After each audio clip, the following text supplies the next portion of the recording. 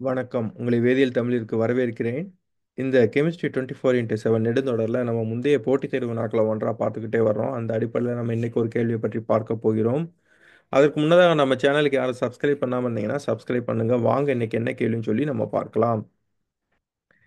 இந்த கேள்வி கேட் 2025ஆம் ஆண்டு கேட்கப்பட்ட கேள்வி. இந்த கேள்வியின்படி இந்த அல்கீன் முதல் படியில தெக்சைல் போரேன் கூட வினைபுரியுது. 2வது படியில கார்பன் மோனாக்சைடு மற்றும் வாட்டர்.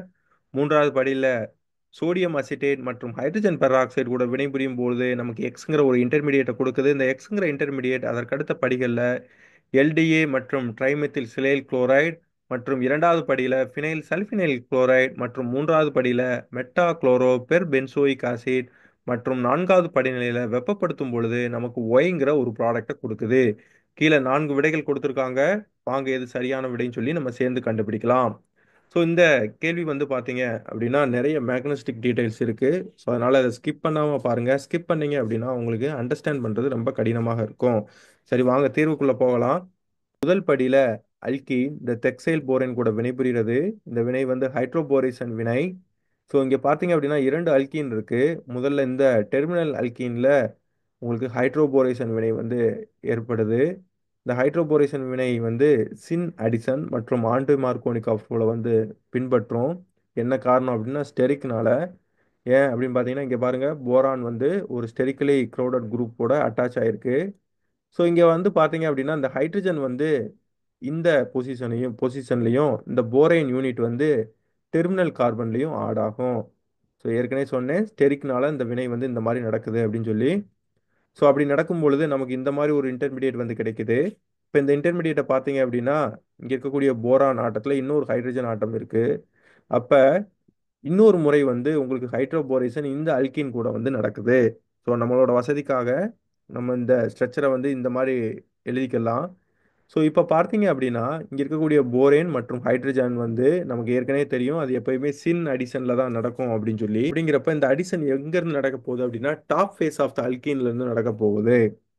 அப்போ டாப் ஃபேஸில் நடக்கிறப்ப பார்த்தீங்க அப்படின்னா இந்த ஹைட்ரஜன் ஆட்டம் வந்து இந்த இடத்த எடுத்துக்கிடுது. ஏன் காரணம் அப்படின்னா இந்த இடத்துல வந்து ஸ்டெரிக்கலி க்ரௌடடாக இருக்கனால இந்த இடத்துல போரான் வந்து அடிஷன் ஆகிறது வந்து கொஞ்சம் கடினம். அதனால இந்த ஹைட்ரஜன் வந்து இந்த இடத்துக்கு போகுது. அதே வேளை போரேன் வந்து பார்த்தீங்க அப்படின்னா இந்த இடத்துக்கு போகுது. ஸோ இதனோட முடிவில் வந்து நமக்கு இந்த மாதிரி ஒரு இன்டர்மீடியேட் வந்து நமக்கு கிடைக்குது. ஸோ இங்கே நம்ம முக்கியமாக பார்க்க வேண்டியது ஸ்டீரியோ கெமிஸ்ட்ரி. இந்த 2 ஹைட்ரஜனோட ஸ்டீரியோ கெமிஸ்ட்ரி தான் நம்ம பார்க்கணும். ஸோ முதல்ல பாருங்க, இந்த ஹைட்ரஜனும் இந்த போரான் ஆட்டமும் நான் ஏற்கனவே சொன்னேன் டாப் ஃபேஸ் ஆஃப் த அல்கீன்ல இருந்து நடக்குது அப்படின்னு சொல்லி சொன்னேன். ஸோ இப்போ வந்து பார்த்தீங்கன்னா இந்த ஹைட்ரஜன் வந்து டாப் ஃபேஸில் இருக்கணும். ஸோ இந்த ஹைட்ரஜன் டாப் ஃபேஸில் இருக்கு. ஸோ போரேனும் வந்து டாப் ஃபேஸில் தான் அடிஷன் ஆயிருக்கு. அப்போ டாப் ஃபேஸில் அடிஷன் ஆயிருக்கு அப்படின்னா இந்த ஹைட்ரஜன் வந்து உங்களுக்கு பாட்டம் ஃபேஸ்க்கு போயிடும். இங்கே பாருங்க, இந்த ஹைட்ரஜன் வந்து இப்போ உங்களுக்கு பாட்டம் ஃபேஸ்க்கு போயிடுச்சு. ஸோ இப்போ இந்த இன்டர்மீடியேட் வந்து அதற்கு அடுத்த படியில் கார்பன் மோனாக்சைடு மற்றும் நீர் கூட வினைபுரியுது. ஸோ கார்பன் மோனாக்சைடு கூட வினைபுரியிற வினைக்கு பேர் என்ன பார்த்தீங்க அப்படின்னா அல்கைல் போரேன் கார்பனைலேஷன் ரியாக்ஷன் வந்து நடக்குது.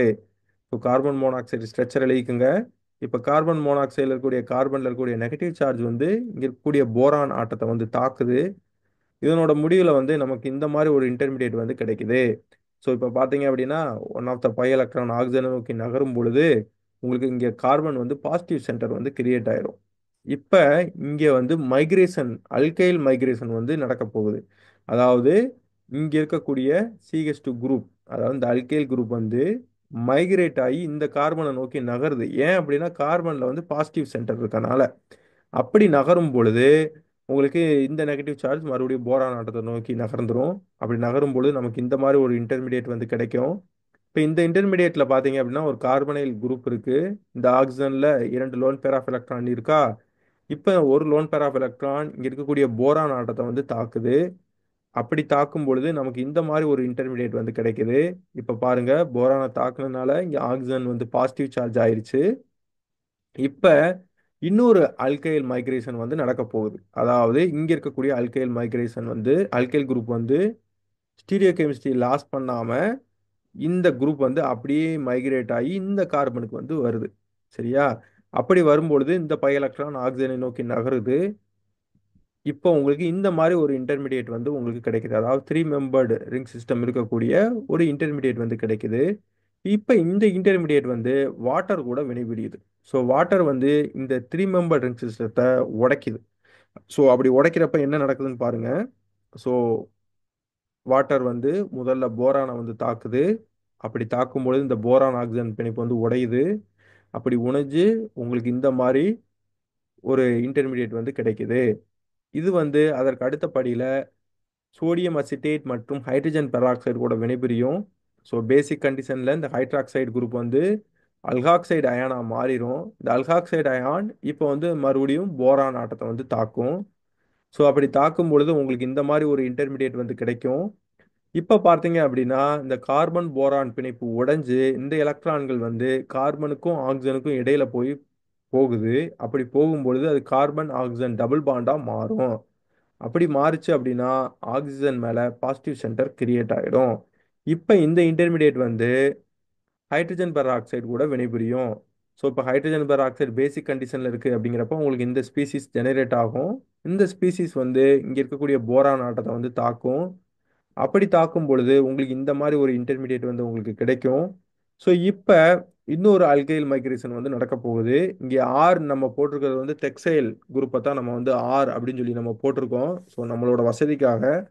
ஸோ இப்போ இங்கே இருக்கக்கூடிய ஆர் வந்து பார்த்தீங்கன்னா மைக்ரேட் ஆகி இங்கே ஆக்சிஜனை நோக்கி நகருது. அதே வேளையில் ஹைட்ராக்சைடு அயான் வெளித்தள்ளப்படுது. அப்படி வெளித்தள்ளப்படும் பொழுது நமக்கு இந்த மாதிரி ஒரு இன்டர்மீடியேட் வந்து கிடைக்கும். இப்போ இந்த வெளியேறிய ஹைட்ராக்சைடு அயான் வந்து இங்கே இருக்கக்கூடிய போரான் ஆட்டத்தை தாக்கும். அப்படி தாக்கும் பொழுது ஸோ இங்கே இருக்க இந்த மாதிரி ஒரு இன்டர்மீடியேட் வந்து உருவாகும். ஸோ அதன் பிறகு இந்த எலக்ட்ரான்கள் அதாவது போரானுக்கும் ஆக்சிஜனுக்கும் இடைப்பட்ட எலக்ட்ரான்கள் வந்து இந்த ஆக்சிஜனை நோக்கி நகருது. ஏன்னா ஆக்சிஜன் வந்து பாசிட்டிவ் சார்ஜாக இருக்கனால. அப்படி நகரும் பொழுது நமக்கு இந்த மாதிரி போரோனிக் ஆசிட் பை ப்ராடக்ட்டும் இந்த கீட்டோன் வந்து மேஜர் ப்ராடக்டாகவும் நமக்கு கிடைக்கும். ஸோ இதுதான் நம்ம ப்ராடக்ட் எக்ஸ். இந்த ப்ராடக்ட் எக்ஸ் அதற்கு அடுத்த படிகளில் எல்டிஏ கூட வினைபுரியும். ஸோ இந்த சீக்வன்ஸ் அதாவது இதிலிருந்து நடக்கக்கூடிய சீக்வன்ஸ் ஆஃப் ரியாக்ஷனுக்கு பேர் வந்து ஆக்சிடேஷன் ரியாக்ஷன். ஸோ இப்போ நம்ம ப்ராடக்ட் எக்ஸை எழுதிக்கிருவோம். இது வந்து எல்டிஏ கூட வந்து வினைபுரியுது. எல்டிஏ பற்றி நம்ம சேனலில் ஏற்கனவே வந்து விரிவாக பார்த்துருக்கோம். அதோட ப்ரிப்பரேஷன் ப்ராப்பர்ட்டிஸ் மற்றும் அப்ளிகேஷன்ஸை யாரும் பார்க்கல அப்படின்னா டிஸ்கிரிப்ஷனில் லிங்க் இருக்கு பாருங்க. ஸோ எல்டிஏ வந்து ஒரு நான் நியூக்ளியோஃபிலிக் ஸ்டெரிக்கலி ஹிண்டட் ஸ்ட்ராங் பேஸ். இது பொதுவாக லெஸ் ஸ்டெரிக்கலி க்ரௌடட் பொசிஷனில் இருக்கக்கூடிய புரோட்டான்களை வந்து அதாவது அசிட்டிக் புரோட்டான்களை வந்து அது எடுக்கும். இப்போ நம்ம சப்ஸ்ட்ரேட் அதாவது எக்ஸை பார்த்தீங்க அப்படின்னா இந்த பொசிஷனும் அசிட்டிக் அதே வேளையில் இந்த பொசிஷனும் அசிட்டிக் இருந்தாலும் அது இந்த பொசிஷன்ல இருந்து தான் எடுக்குது. என்ன காரணம் அப்படின்னா ஸ்டெரிக். ஸோ இந்த பொசிஷன் வந்து ஸ்டெரிக்குலர் க்ரௌடட் பொசிஷன். அப்போ எல்டிஏ பயன்படுத்துகிறப்ப இங்கேருந்து ஒரு புரோட்டானை எடுத்து உங்களுக்கு இந்த மாதிரி ஒரு ஈனலேட் அயான் வந்து உங்களுக்கு கிடைக்கும். இந்த ஈனலேட் அயான் அதற்கு அடுத்து ட்ரைமெத்தில் சிலைல் குளோரைடு கூட வந்து வினைபுரியுது. இப்போ நெகட்டிவ் சார்ஜ் சிலைல் ஆட்டத்தை தாக்குது. இதன் காரணமாக சிஎல் மைனஸ் வெளியே போய் உங்களுக்கு இந்த மாதிரி டிஎம்எஸ் ப்ரொடக்டட் ஈனால் வந்து உங்களுக்கு கிடைக்குது. ஸோ நம்மளோட வசதிக்காக இந்த டிஎம்எஸ் ப்ரொடக்டட் ஈனால வந்து கன்ஃபர்மேஷனல் ஃபார்மில் வந்து எழுதிக்கலாம். ஸோ இங்கே முக்கியமாக கவனிக்க வேண்டியது ஸ்டீரியோ கெமிஸ்ட்ரி. இந்த இரண்டு ஹைட்ரஜன் ஆட்டமும் வந்து ட்ரான்ஸ் டு ஈச் அதராக இருக்கு. ஸோ இப்போ நம்ம கன்ஃபர்மேஷனல் ஃபார்மில் பார்த்தீங்கன்னா உங்களுக்கே தெரியும். ஸோ இந்த ஹைட்ரஜனும் இந்த ஹைட்ரஜன் ஆட்டமும் உங்களுக்கு ட்ரான்ஸ் டு ஈச் அதராக இருக்கு. இப்போ இந்த இன்டர்மீடியேட் வந்து ஃபினைல் சல்ஃபினைல் குளோரைடு கூட வந்து வினைபுரியும். இப்போ இங்கே பார்த்தீங்க அப்படின்னா டாப் ஃபேஸை பாருங்க. டாப் ஃபேஸில் வந்து 1,3 ஹைட்ரஜன் ஆட்டம் வந்து டாப் ஃபேஸை சீல்ட் பண்ணி இருக்கு. அதே வேளையில் பாட்டம் ஃபேஸ் வந்து லெஸ் ஸ்டெரிக்கலி க்ரௌடடாக இருக்கனால உங்களுக்கு இந்த ரியாக்ஷன் வந்து பாட்டம் ஃபேஸில் தான் நடக்கும். ஸோ இப்போ பார்த்தீங்க அப்படின்னா இந்த எலக்ட்ரான்கள் இங்கே மூவ் ஆகுது. இந்த பை எலக்ட்ரான்கள் வந்து இந்த சல்ஃபர் ஆட்டத்தை தாக்கும் பொழுது சிஎல் மைனஸ் வெளித்தள்ளப்பட்டு உங்களுக்கு இந்த மாதிரி ஒரு இன்டர்மீடியேட் வந்து உங்களுக்கு கிடைக்கும். இப்போ பார்த்தீங்க அப்படின்னா எஸ்பிஹெச் குரூப் வந்து உங்களுக்கு பாட்டம் ஃபேஸில் இருக்கு. ஸோ இதை நார்மல் ஸ்ட்ரக்சரில் நம்ம எழுதுறப்ப எஸ்பிஹெச் குரூப் வந்து உங்களுக்கு பாட்டம் ஃபேஸில் இருக்கு. இதற்கு அடுத்து அது meta chloro per benzoic acid கூட வினைபுரியுது. இது என்ன பண்ணும் அப்படின்னா சல்ஃபரை வந்து சல்ஃபாக்சைடாக மாற்றம் பண்ணுது. இப்போ இந்த இன்டர்மீடியேட் வந்து நம்ம வெப்பப்படுத்தும் பொழுது இங்கே சின் எலிமினேஷன் வந்து நடக்குது. ஸோ எப்படின்னு பாருங்க. இந்த பை எலக்ட்ரான் இங்க இருக்கக்கூடிய ஹைட்ரஜனை வந்து எடுத்துக்கிடுது. ஸோ இது ஏன் சின் எலிமினேஷன் அப்படின்னு சொல்றோம்னா, இந்த சல்பாக்சைடு குரூப்பும் இது எடுக்கக்கூடிய ஹைட்ரஜன் ஆட்டமும் ஒரே ஃபேஸ்ல இருக்கணும். அப்படி இருந்தா தான் அந்த சின் எலிமினேஷன் வந்து நடக்கும். அதே வேளையில இங்க இருக்கக்கூடிய ஹைட்ரஜன் வந்து அது எந்தவித தொந்தரவும் பண்ணாது. இந்த வினை நடக்கிறதுக்கு சல்பாக்சைடு குரூப் எந்த நிலையில இருக்கோ அதே நிலையில வந்து, அதாவது அதே ஃபேஸ்ல வந்து உங்க ஹைட்ரஜன் ஆட்டமும் இருக்கணும். ஸோ இங்கிருந்து எடுக்குது. இதன் பிறகு இந்த எலக்ட்ரான்கள் வந்து இங்க மூவ் ஆகுது. அதேவேளை கார்பன் சல்ஃபர் பிணைப்பு உடைந்து அந்த எலக்ட்ரான்கள் சல்ஃபரை நோக்கி நகருது. அப்படி நகரும் பொழுது உங்களுக்கு இந்த பை ப்ராடக்ட் வந்து வெளியே போய் உங்களுக்கு ஆல்ஃபா பீட்டா அன்சாச்சுரேட்டட் கீட்டோன் வந்து ஃபைனல் ப்ராடக்டா உங்களுக்கு கிடைக்குது. சரி, வாங்க நம்ம கேள்விக்கு போகலாம். ஸோ இது வரைக்கும் நம்ம விவாதிச்சபடி பார்த்தோம்னா கீழே கொடுத்திருக்கக்கூடிய விடைகளை மிகவும் சரியான விடை வந்து ஆப்ஷன் டி தான். உங்களுக்கு இந்த விரிவுரை பிடிச்சிருந்துச்சுன்னா லைக் பண்ணுங்க, ஷேர் பண்ணுங்க, கமெண்ட் பண்ணுங்க. இது போன்ற கேள்விகள் அடிக்கடி வரணும் அப்படின்னா வேதியியல் தமிழிற்கு சப்ஸ்கிரைப் பண்ணுங்க. மீண்டும் இன்னொரு வினையில் சந்திக்கும் வரை நன்றி நண்பர்களே.